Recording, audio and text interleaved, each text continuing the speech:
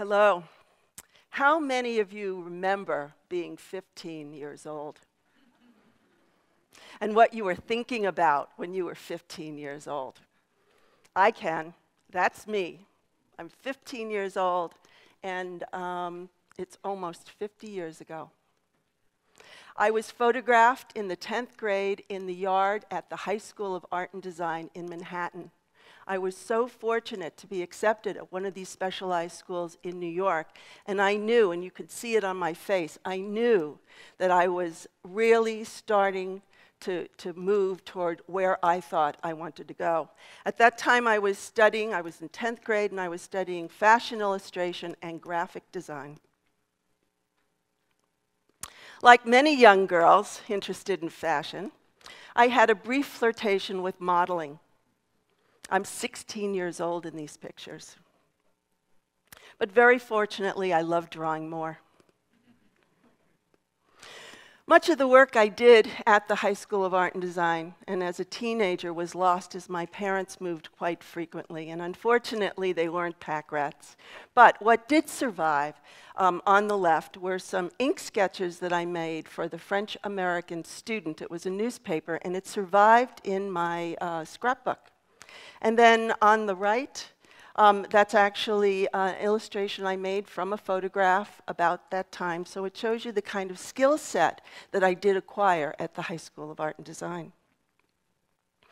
Although I was accepted at Pratt Institute, I am New York-based, I knew it would be best for me if I attended an art school that was away from my family.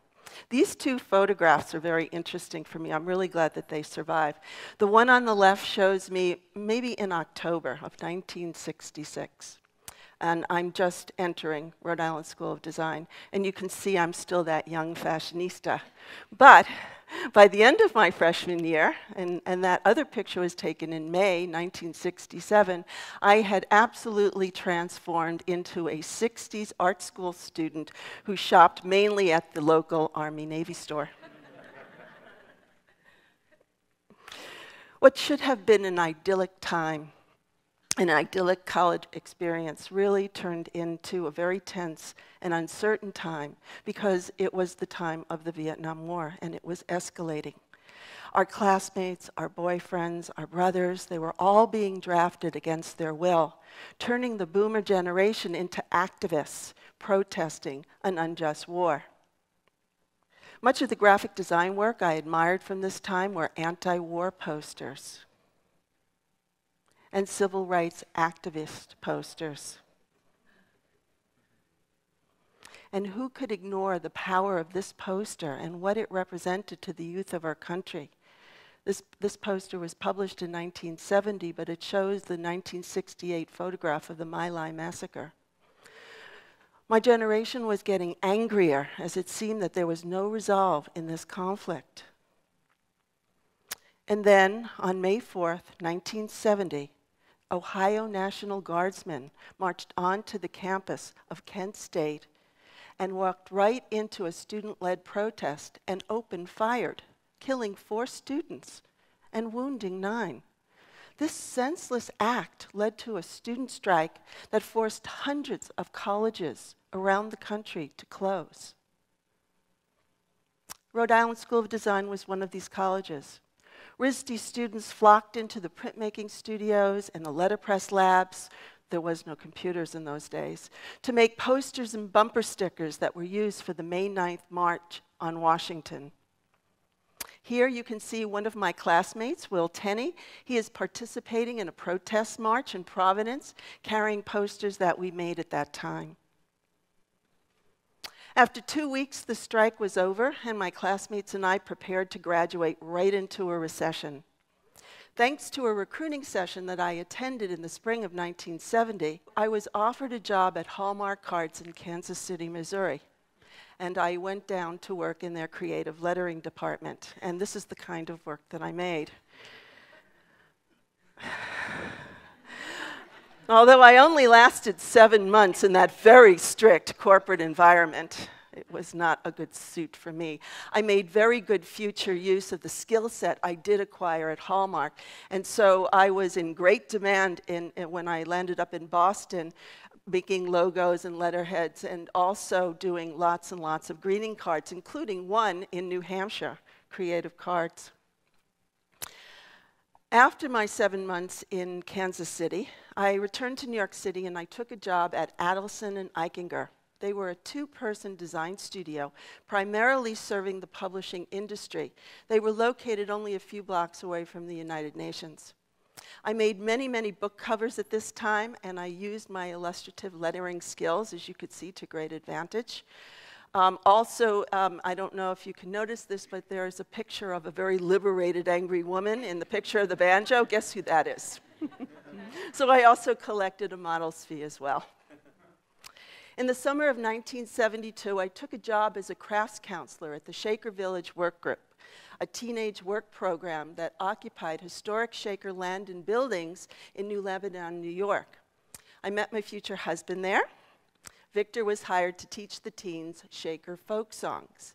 I am actually, if you could pick me out, I think I'm like 4th or 5th and toward the front row, and Victor's got that big fro in the back. That was an important summer. You could see the transformation.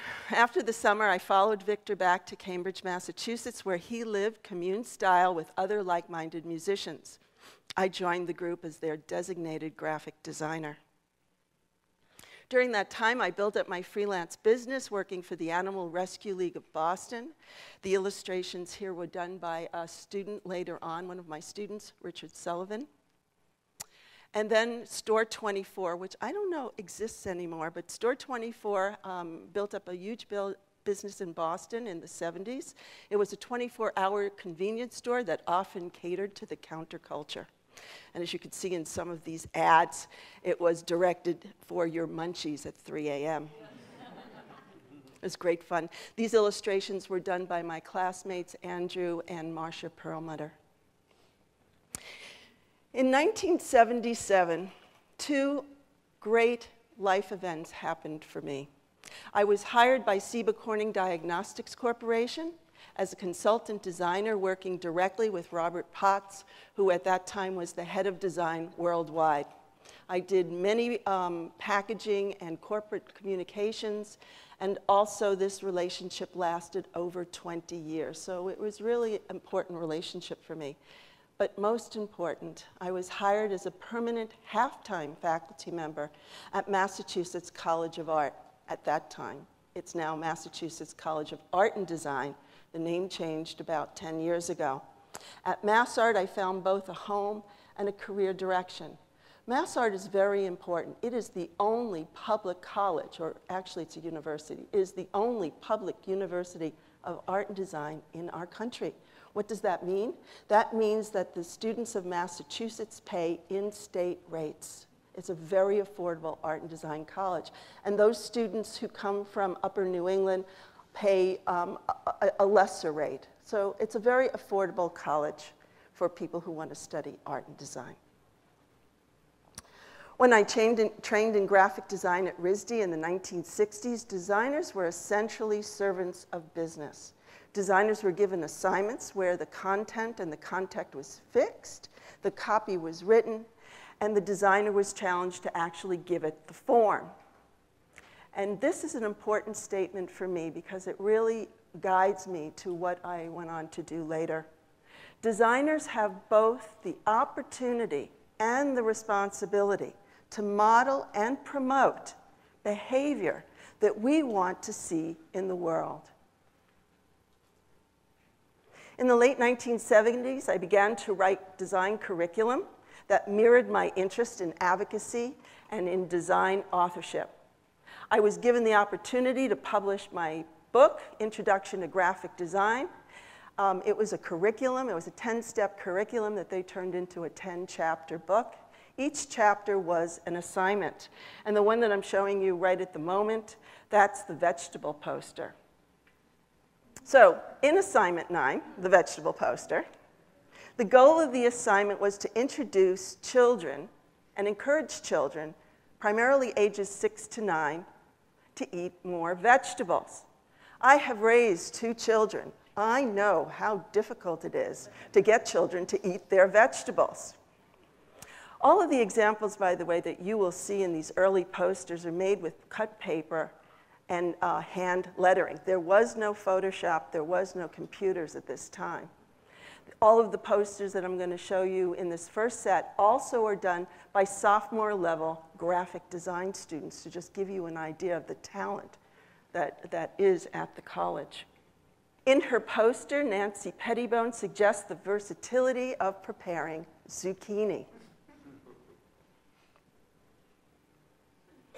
Here, Kaz Seeley plays on a child's fantasy world where asparagus stalks could be also a medieval castle. And who wouldn't love Margot Hieronymus's humor in depicting sunbathing hot chili peppers? These were meant to go into the classroom and to be on the walls so students could see them on a daily basis and be inspired by them and perhaps not be so fearful in trying out different vegetables. Assignment 10 in this book was called the country poster. The challenge here was to have students choose a country and interpret the feeling, design, and color of that country graphically. The only copy that they were allowed to use was the actual name of the country, and that should also be, or they were challenged to have it integrated into the composition. In Carol Greger's poster, the shadows cast from the camels crossing the Sahara Desert spell out Morocco. Again, all cut paper. In Judith Anthony's poster, the name of the country, Haiti, is woven into the woman's basket. Students here took the opportunity of making political statements. And when this started to happen, I got very excited. This is really what I wanted to have happen with these assignments. This poster by James Edwards was made during the Iran Civil War that ended with the Shah of Iran's regime. That's Khomeini. Kaz Seeley creates a masterful portrait of labor activist Lech Wałęsa, Poland's solidarity leader, who worked tirelessly to free Poland from communist rule in the 1970s and 80s. And here, Philip Rivas designs a dramatic visualization of apartheid in the Republic of South Africa. These were done in the late 70s. In 2003, I published my second book. It was a collection of 42 graphic design and typography assignments that were written by college educators to teach the fundamental concepts and techniques and illustrated only with student work. In chapter 6, which I called Visual Advocacy, I showcased my thinking in creating assignments that challenge design students to think beyond the needs of business and commerce. One assignment was titled Human Rights Advocacy Poster.